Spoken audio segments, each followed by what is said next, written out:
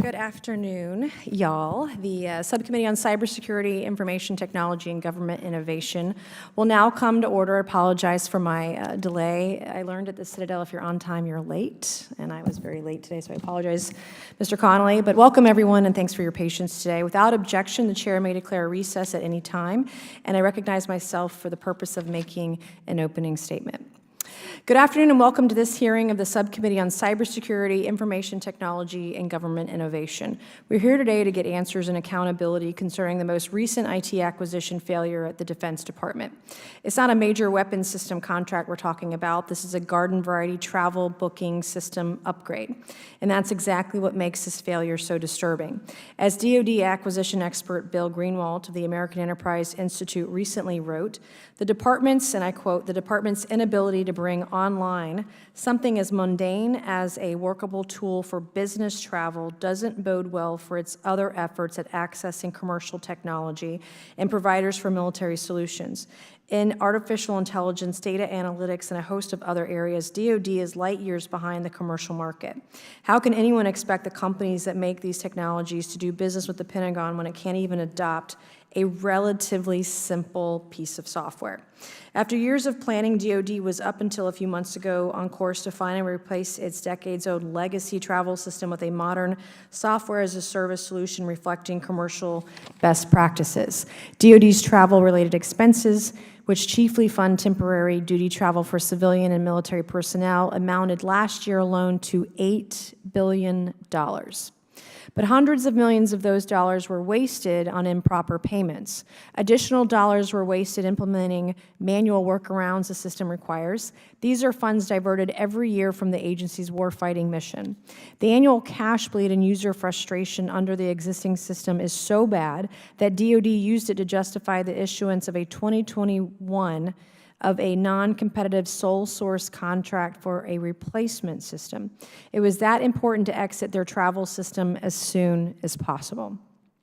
Last October, DoD Undersecretary for Personnel and Readiness, Gil Cisneros, instructed all DoD components that they were to move to the new travel system, and that course was affirmed when the agency's budget proposal was issued this past March.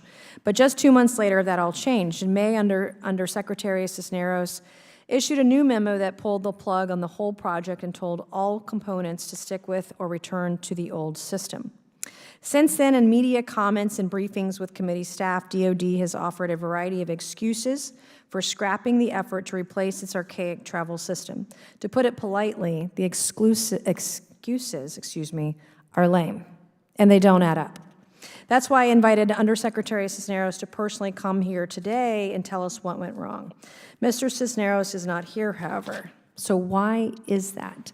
DoD never indicated Mr. Cisneros is unavailable. Instead, the agency officials decided to put forward one of Mr. Cisneros' subordinates, who they deemed better able to answer our questions. It's not clear how they arrived at that decision. 2 weeks ago, there was a joint subcommittee hearing held in this very room concerning DoD's failed financial audit. One of the witnesses was John Tenaglia, who was the senior procurement executive at DoD, who approved the sole sourcing of the new travel system contract. I asked Mr. Tenaglia, who was responsible for the recent cancellation of that contract, and he said, you can check the tape on this, he said that's under the purview of the Undersecretary of Personnel and Readiness. That's Mr. Cisneros, who's not here today. So that's who we invited to testify. That's who did not show up. So they sent his subordinate. That sounds to me like an attempt to dodge accountability in the American people. It's not what they ask us to do up here. Even when we make mistakes, we need the people who are responsible to come up here to answer our questions so we can avoid such mistakes in the future. But that's not what's going to happen today. So, Mr. Register, for your sake, I don't want to hear you say today that you can't answer our questions because they're above your pay grade. I'm going to lose it if that happens. So with that, I'm going to yield to the ranking member of the subcommittee, Mr. Connolly. You're on deck. Thank you, Madam Chairwoman, and I join you in believing Mr. Cisneros should be here. The executive branch has a responsibility to be accountable to the legislative branch. If this is his aegis, if this is his lane in terms of managerial responsibility, he needs to be here and accountable to the American people here at the People's House in Congress. I want to begin by applauding President Biden's historic nomination, since we're talking about DOD, of Admiral Lisa Franchetti to serve as the Chief of Naval Operations, the highest-ranking officer of the United States Navy. Admiral Franchetti has a tremendous amount of experience at sea and ashore, including numerous high-level policy and administrative positions. If confirmed, Admiral Franchetti would be the first woman to be a Pentagon service chief and the first female member of the Chiefs of Staff. Unfortunately, Republican Senator Tommy Tuberville has created a national security vulnerability by actively obstructing all pending promotions for generals and admirals in the U.S. Armed Forces to limit women service members' access to reproductive health. The Senator's blockade is affecting more than 250 leaders waiting for promotion and their families, including those of Admiral Franchetti.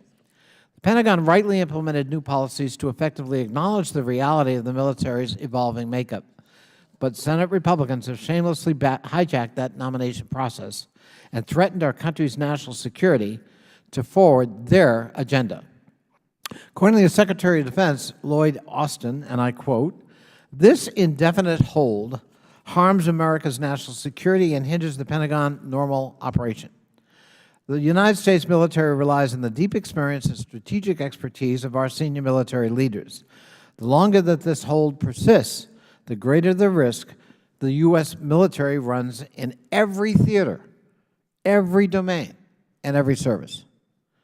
Furthermore, 2 weeks ago, Republicans here voted almost unanimously to pass an amendment in the NDAA that unequivocally limits service members' access to abortion services. It is particularly disingenuous for Republicans to demand that military leadership fix the recruitment problem while simultaneously trying to force the Pentagon to enforce draconian policies that compromise women's reproductive autonomy, deny medical care for transgender troops, and eliminate diversity, equity, and inclusion initiatives specifically created to improve that recruitment. To quote the former senior advisor of the Secretary of Defense, Bishop Garrison, "When the military gets recruits from diverse backgrounds, there will be more innovative thought, more innovative solutions to incredibly complex and complicated problems that are facing the national security apparatus today." And a lack of innovative thought is exactly why DOD has failed to replace its antiquated and much maligned travel management system, related also, I might add, to its IT platforms. In 2017, the Department began the effort to replace its legacy travel system, which has been plagued by high levels of improper payments. Eventually, DOD selected Concur Technologies to develop a prototype of a new travel management system. Based on the information available to us, it appears that the initial prototype and trial phase of DOD's new travel system showed promise.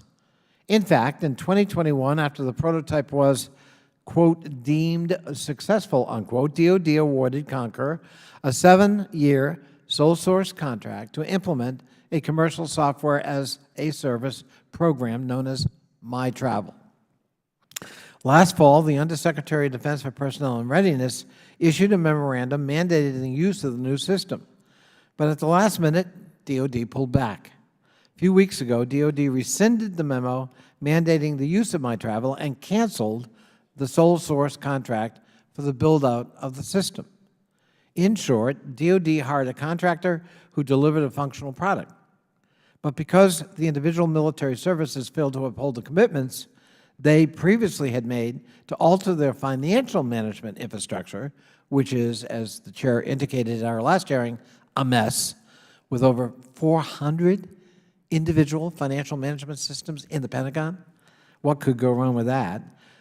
The new tool thus remained incompatible with their multiplicity system. It's unbelievable that DOD continues to use the financial management infrastructure that was criticized, as I said in our last hearing, which contains more than 400 unique financial systems operating across 10,000 disaggregated data management systems and 4,700 data warehouses. While auditability is an important priority, DoD's focus on compliance with legal auditing requirements does not address the issues caused by the antiquated IT and travel systems. Until IT systems are modernized, which is why I fully support a hearing on the FTARA scorecard so that we can continue to press for updates and modernization investments, passing an audit will not just be difficult, but impossible. And if we pan back, we also see DoD has a history of resistance against basic oversight despite being given a litany of exemptions from fundamental management requirements and possessing the largest single budget in human history. For example, we appreciate Mr. John Sherman coming to our subcommittee last year to testify on Federal Information Technology Acquisition Reform Act, FTARA, a law I helped co-author, to improve agencies' management of IT resources and drive best practices. However, it's concerning that DoD is exempted from certain provisions within that law and is still only achieving a C on the scorecard. As a reminder, these grades are not scarlet letters, but they do emphasize the need for agencies to take IT modernization seriously. And today's subject at today's hearing is illustrative of that. Furthermore, DoD must meet its mission to protect national security without sacrificing common sense good governance practices. DoD must justify the exemptions they want to retain through demonstrated responsible outcomes. Can't have it both ways. DoD spends billions and billions of taxpayer dollars every year, for which they need to account. This fundamental activity, the basics of clean bookkeeping, will not occur unless DoD can first meet integral good governance management standards that lay the building blocks for serving this nation effectively. Among those fundamentals is replacing ineffective legacy IT systems with up-to-date, contemporary, nimble systems that concurrently reduce fraud and enhance customer service. Congress must get this nearly decade-long effort to modernize DoD's travel system back on track to address the agency's hundreds of millions of dollars of improper payments every year, or continue to risk not only travel convenience, but military readiness. I yield back. Thank you, Mr. Connolly. I'm pleased today to introduce our witnesses for today's hearing.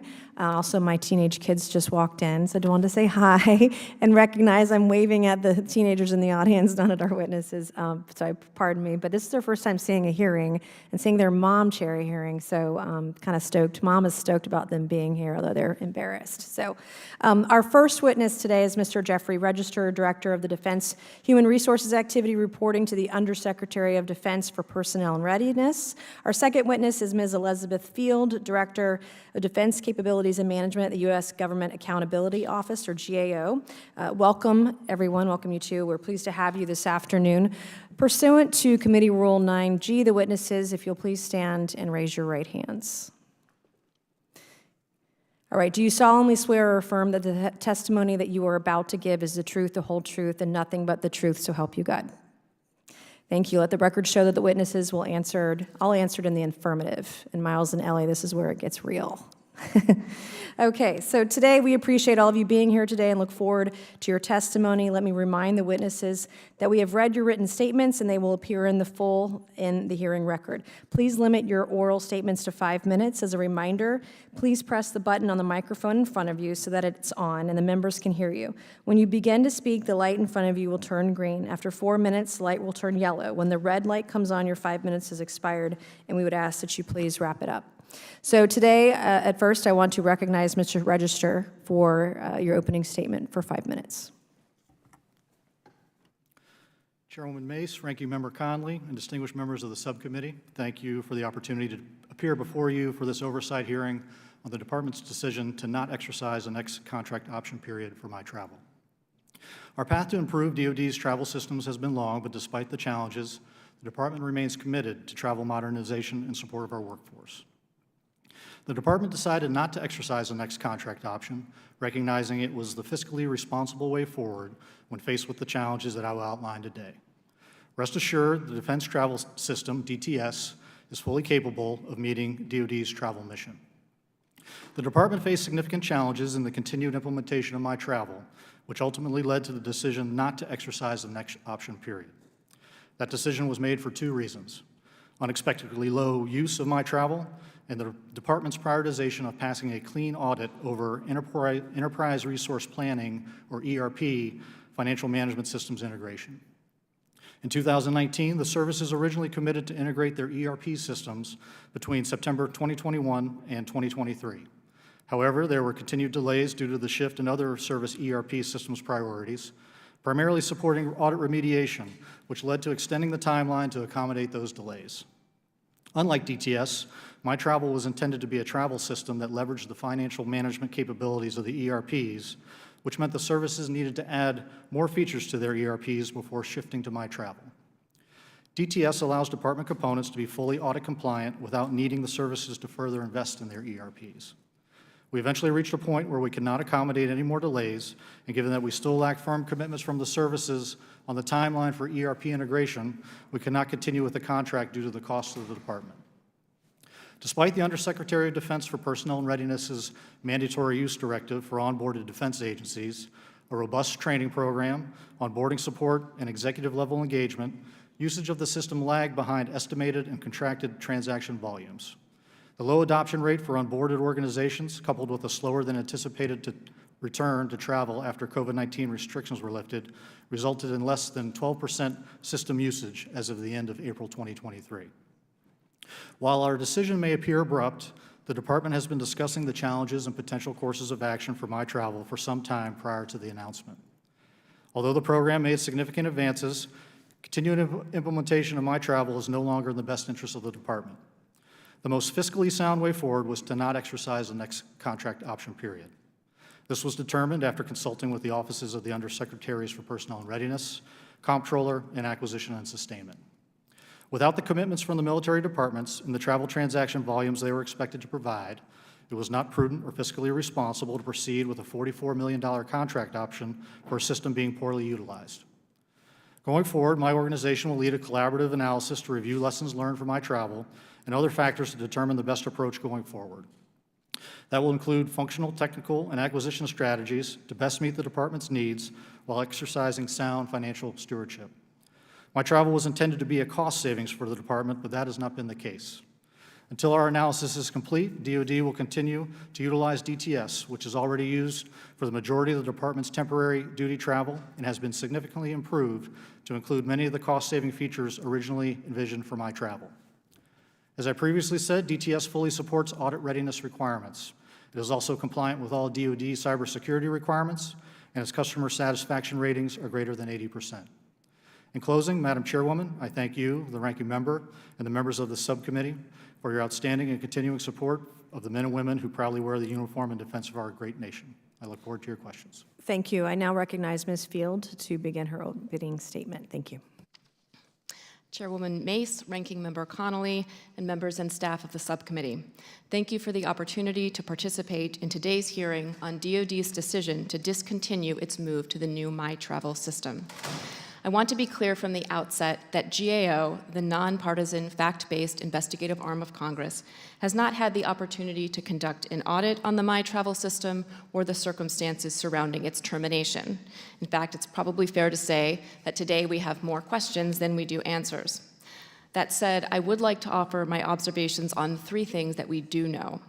First, we know that DoD has long held concerns about the department's legacy travel system, known as DTS. As DoD stated in 2021, DTS suffered from poor usability, low customer satisfaction, and improper payments of travel entitlements. Some of these problems were evident early on. In a series of audit reports that GAO issued between 2005 and 2009, we identified significant system deficiencies with DTS, such as inaccurate displays of flight and airfare information, and weaknesses in controls designed to detect and deter travel that did not comply with DoD regulations. GAO made 14 recommendations to DoD to address these problems, most of which DoD implemented. More recently, in 2019, we found that DoD needed to do more to avoid improper payments in its travel pay program.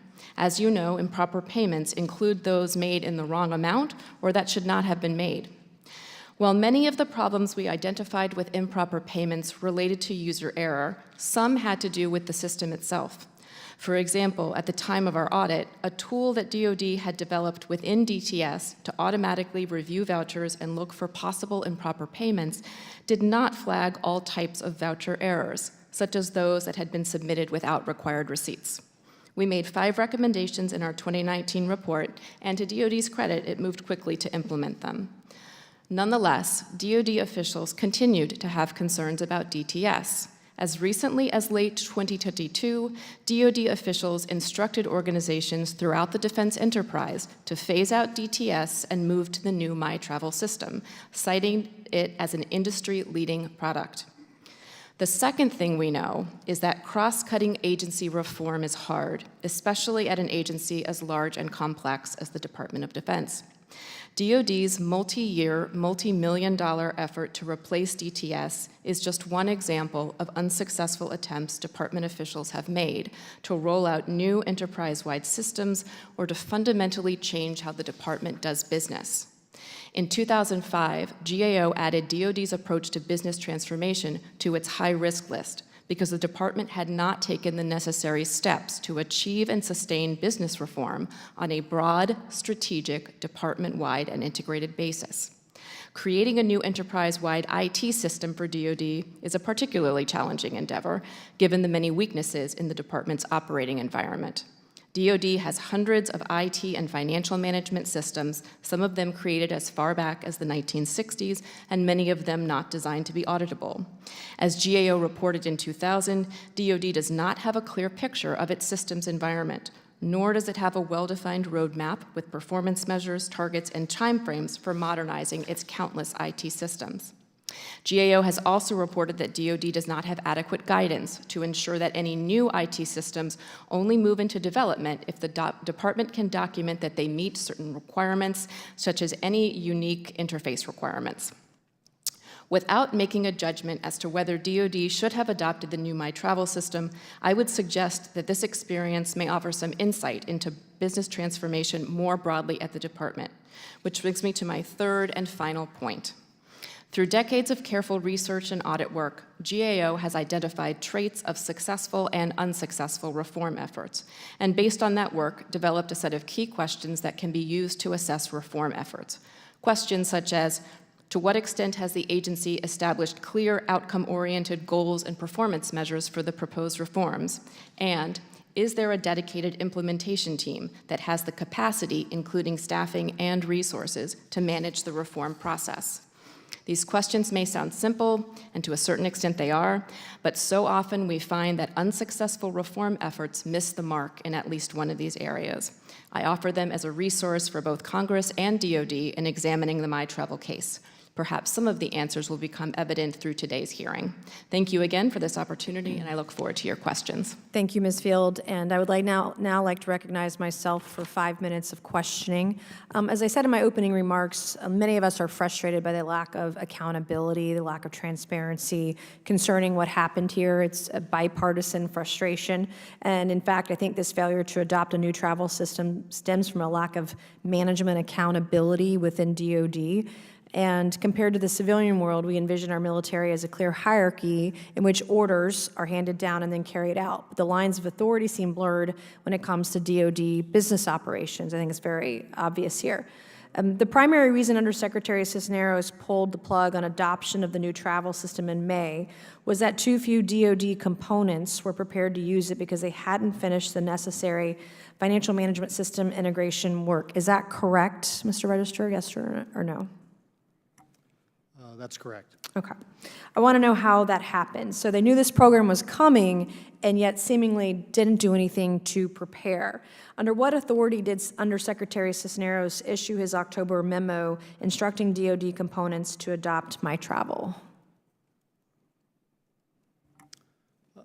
I can't speak to the authorities of the Undersecretary. I'll have to take that one for the record. Right. Which is why we actually asked him to be here, and now you're here, and now you're telling me it's above your pay grade. So, like, why are you here if you can't? I mean, this is very, like, literally the first question, you can't answer it. I'm here to represent the department when it comes to the decisions related to the contract and the decision not to. Was the Undersecretary delegated to that authority by the SecDef? I'll have to take that for the record, Madam Chairwoman. That's the second question that you can't answer today.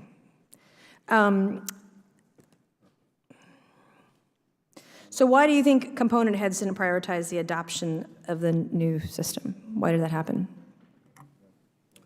Madam Chairwoman, the audit remediation requirements in pursuit of the overall audit readiness impacted the service's ability to integrate into the MyTravel platform. Okay, tell me in English, what does that mean? Nobody understands what you just said. Madam Chairwoman, so I don't think this is funny. Like, I really don't. Now you're laughing at me. I mean, you're coming up here and you can't even answer the two of the first three questions, and you're now giving me some BS answer. I don't understand it. How much money was wasted on this?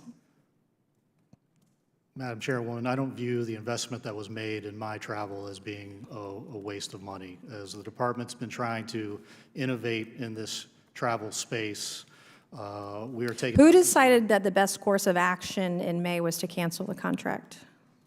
That was a coordinated decision within the department across. Who decided that? The Undersecretary of Personnel and Readiness in coordination with the Comptroller and Acquisition and Sustainment. Do you know how they came to that decision? It was based on the information that the program put forward and where we stood in terms of courses of action and in terms of where to take MyTravel going forward within this fiscal year. So DoD justified that a sole source contract for a new system just a few years ago by arguing that it was wasting a lot of money. They actually said that under the existing system. In fact, there's a document that we have here. This is a document that is a justification for the sole source contract. It's pretty redacted when you start it, and I don't really know why it's redacted. In fact, on the page 4, the second paragraph, the first line, the DoD has incurred blank in cost to modernize travel. Like, they couldn't even tell us how much was spent to modernize travel either. Ms. Field, I have about a minute left, so I'm going to give since my first witness can't answer really any relevant questions or answer them very well, my last few questions are for you.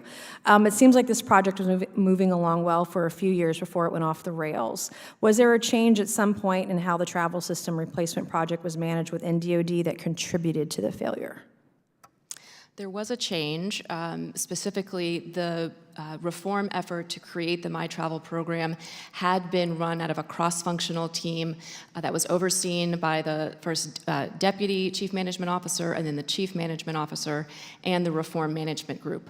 When those units were disbanded, when the Chief Management Officer position went away, there was a clear disruption in leadership for this effort. The extent to which that is one of the factors behind the demise of MyTravel, I don't know, but it certainly would bear to reason. Is there anyone in charge of managing business functions across the DoD?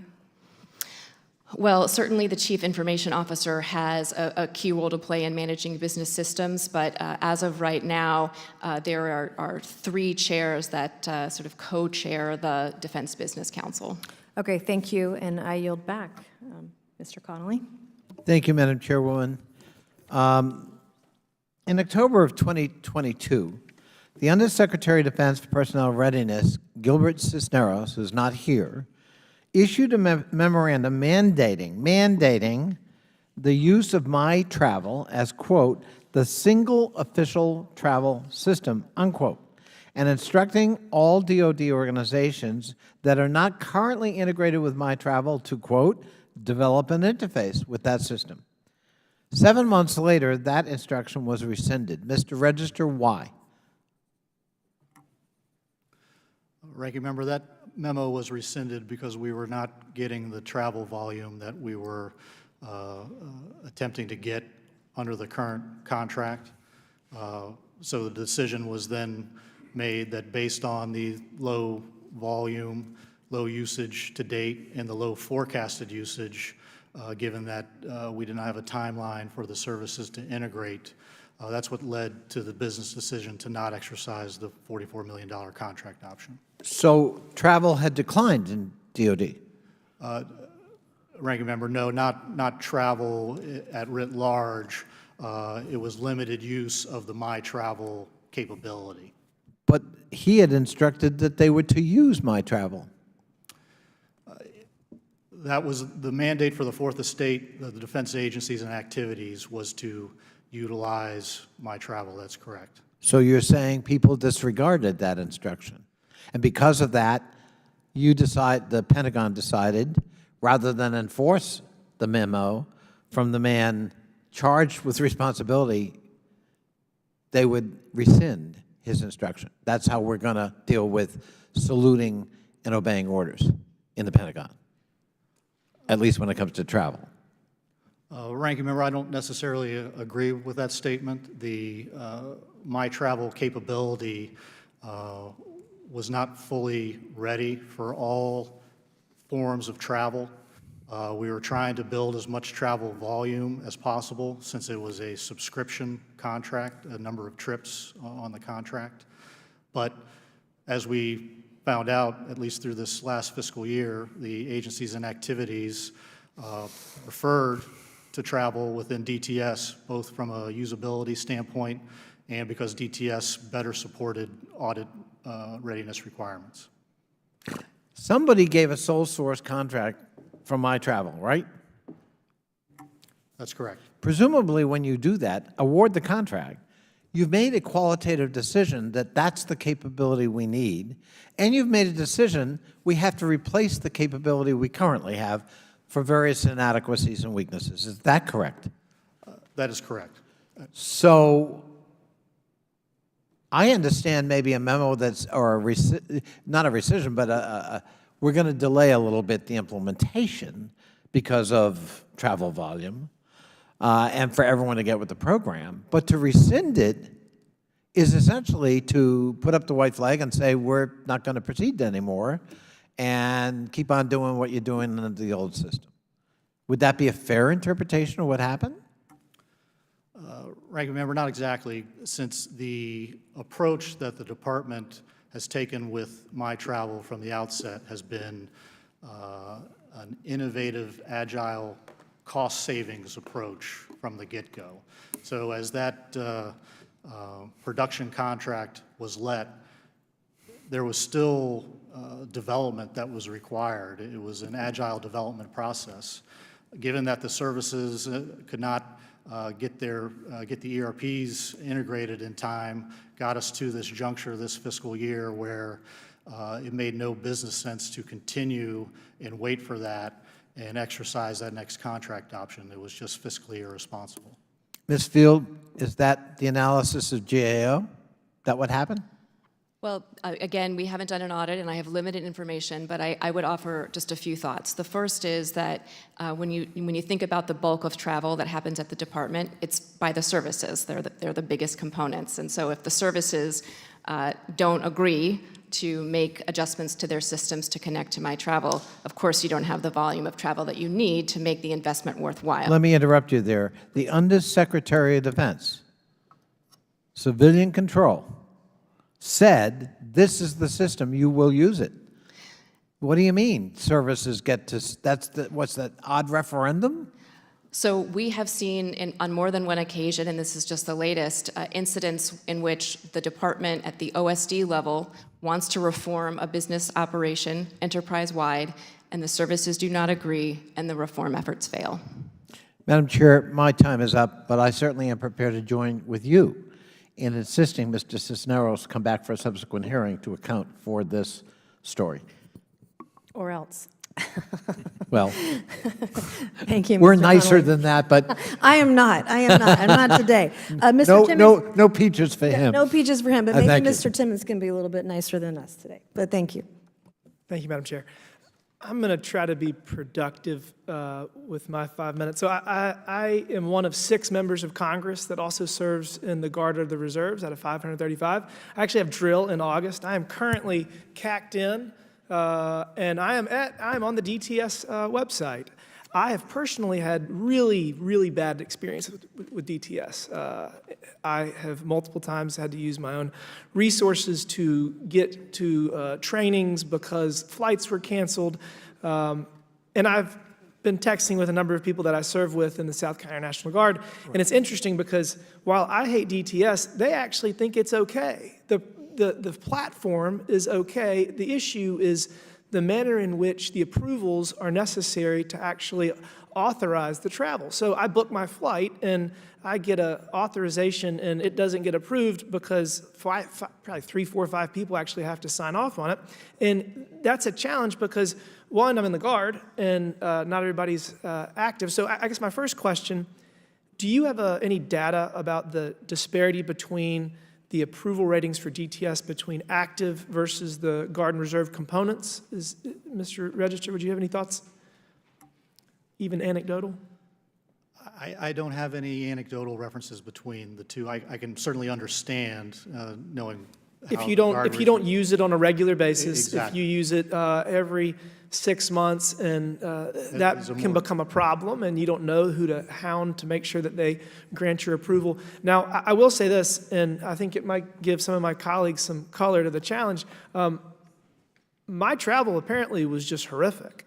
I mean, it just didn't work, and it was not functional. I guess the idea was to try to streamline all of these issues and provide some new technology to address this challenge, but it just didn't work. And I would imagine that it seemed like a really good idea, and once they started implementing it, everybody said, this just doesn't work. And so I do believe that our former colleague, Ms. Cisneros, should come and chat with us about this, but I have a feeling that's what he's going to say. He's going to say, it seemed like a good idea at the time, and we tried to fix it, and we realized that the solution that we thought was the solution was actually way worse than the previous one. So I guess, you know, I use Uber Eats a lot, and when he arrives at my door, I get a message saying, the food has arrived, come get it. I mean, theoretically, the biggest challenge with DTS is the lack of real-time communication between the individual, the service member,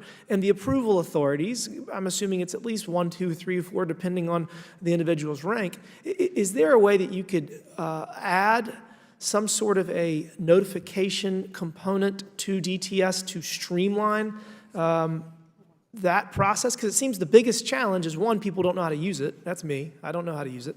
I rely on other people for that. But 2, it's the approval process. Is there a way to address that? There are some system abilities to address that. In some regard, our hands are tied, so to speak, based on the requirements, the federal requirements of travel approval. So there needs to be that accountability built into the system for audit purposes and that sort of thing. But I think DTS, quite honestly, has improved in the past 3 to 5 years to help streamline that to some degree. And I'll say this, I was commissioned on June 10th of 2018, and so I've been in 5 years now, and not until about, 24 months ago, I couldn't even get on my email or access any of the government, any of the Air Force portals unless I was on base using a particular computer. And even on base, it was hard. So we've made huge strides.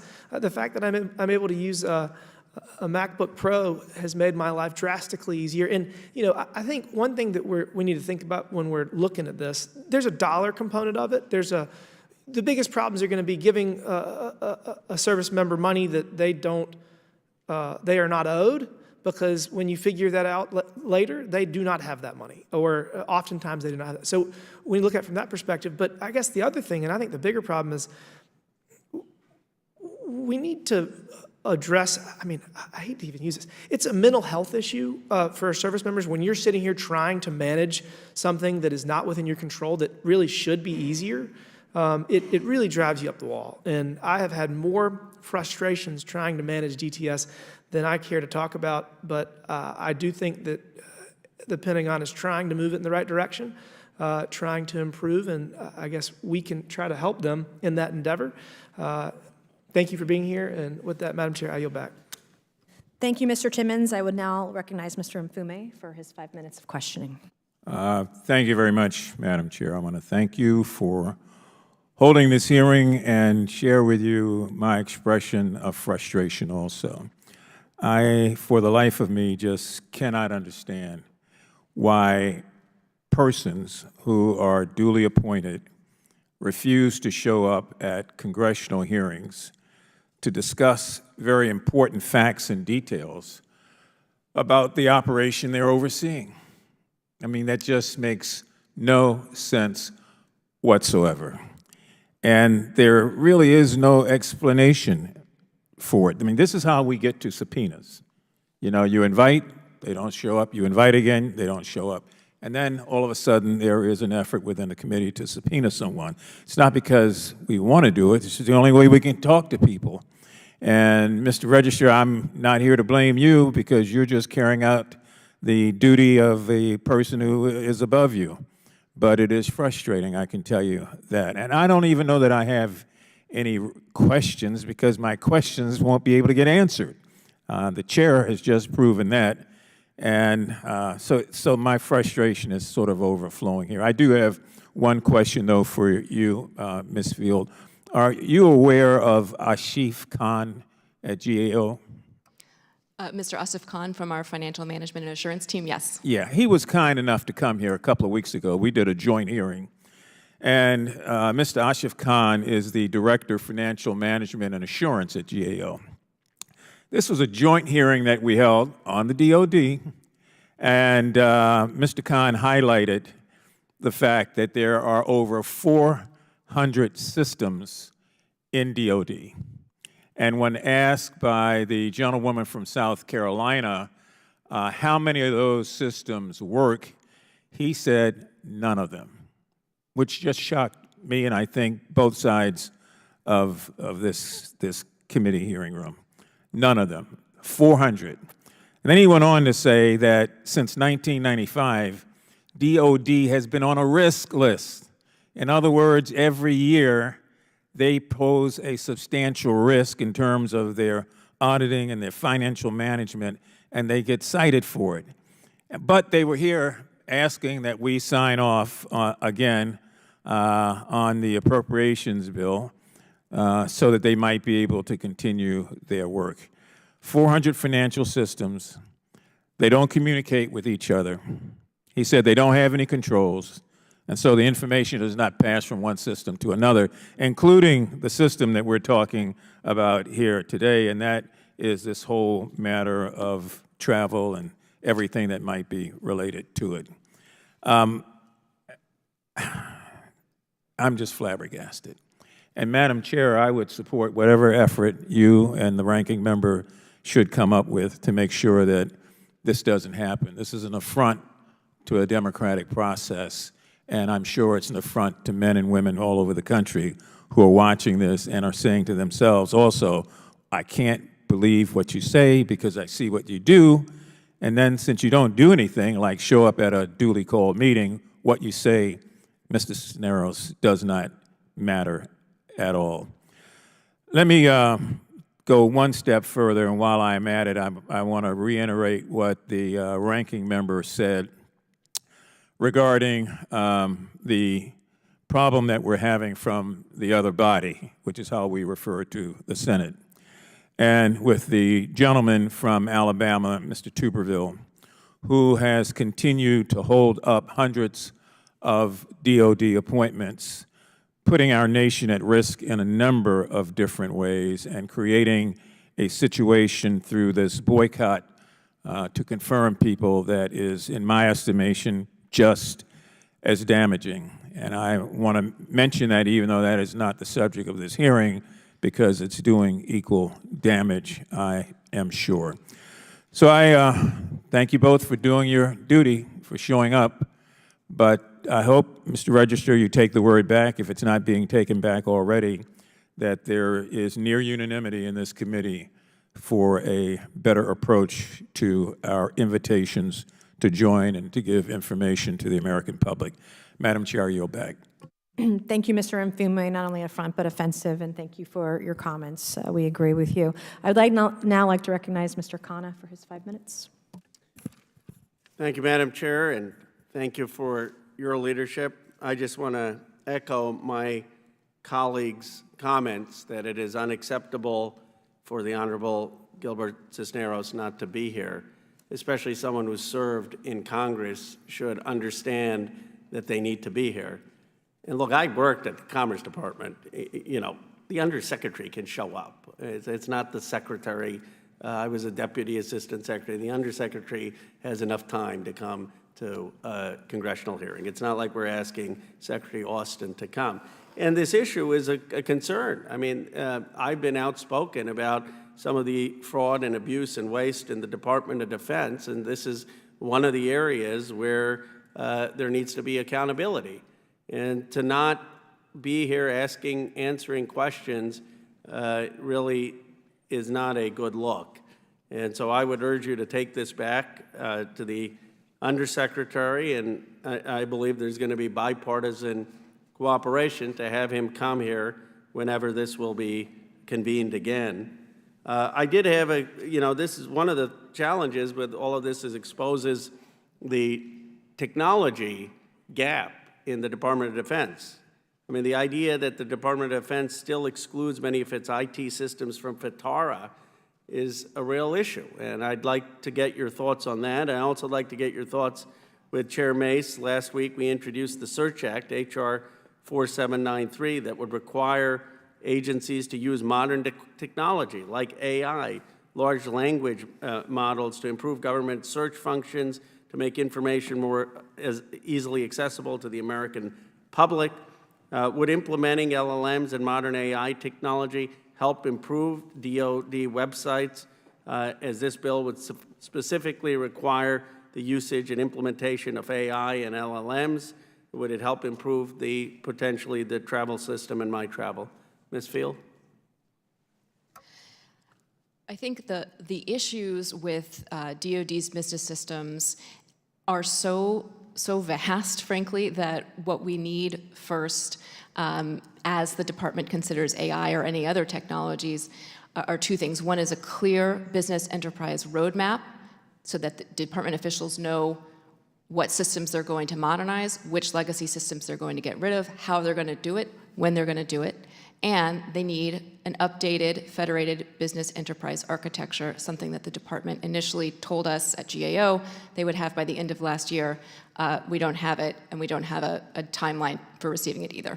I agree with that, but certainly you would agree that having modern AI technology in general for DoD functions would be a good thing? I think modernizing across the board to include AI certainly is a function that could show promise for the department, yes. Mr. Register? I agree with that premise, and as it relates to my travel, I think we've proven that modern technology can be utilized, and a software as a service capability does have promise. We just need to prioritize our financial integration and really dig into whether certain commercial offerings, subscription offerings, for example, at a firm fixed price are in the best interest of the government. Well, I appreciate both of your answers. I've enjoyed working with Chair Mace in the past on trying to modernize our government. Last Congress, we did things with preparing the government for quantum. I'm honored to be working with her on the Search Act of AI. But I also just want to echo that I support her efforts to hold accountability of the DoD travel system, and we'll be working with her to make sure that we have the appropriate folks here to answer the questions. With that, I yield back.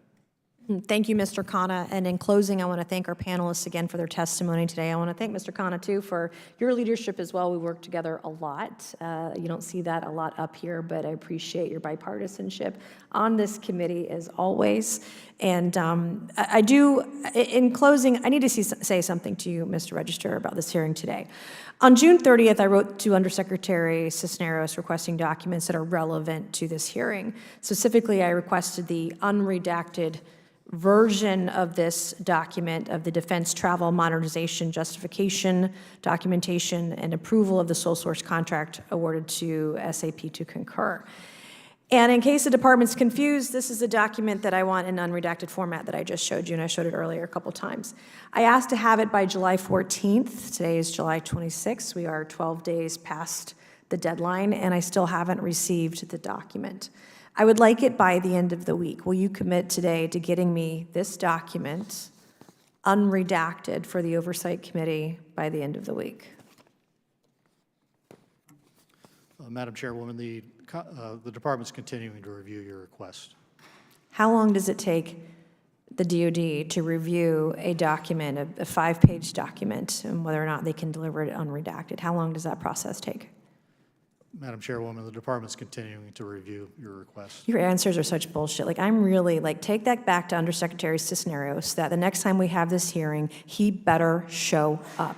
I'm just sick and tired of the bullshit. Like, truly, you know, you couldn't deliver the document, and you're sitting here smirking at me like this is some, like, freaking joke to you. This isn't funny. You guys waste billions of dollars every single year. You're coming here mocking us. We have questions that you can't answer. You guys can't deliver a simple document. Your time's up. You don't get to speak, and this is my committee, so turn your microphone off.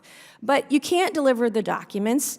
You can't deliver the witness, and you can't deliver the answers. And you're just sitting there smirking with your smug look on your face, laughing at us. And you think that this is respectful of the institution of Congress, the institution of men and women who put on the uniform every single day and put their lives on the line. You come here and you act like this. It's an insult to the American people. So I would suggest that you get a little professionalism and respect for all of us up here, Republican and Democrat, and next time you show up with answers and show up with the witness that we asked for. So with that, and without objection, all members will have 5 legislative days within which to submit the materials, to submit any additional written questions for the witnesses. They can do that. They will be forwarded to the witnesses for their response. If there's no further business, and there's not, without objection, because this hearing is absolutely over, we stand adjourned. Thank you.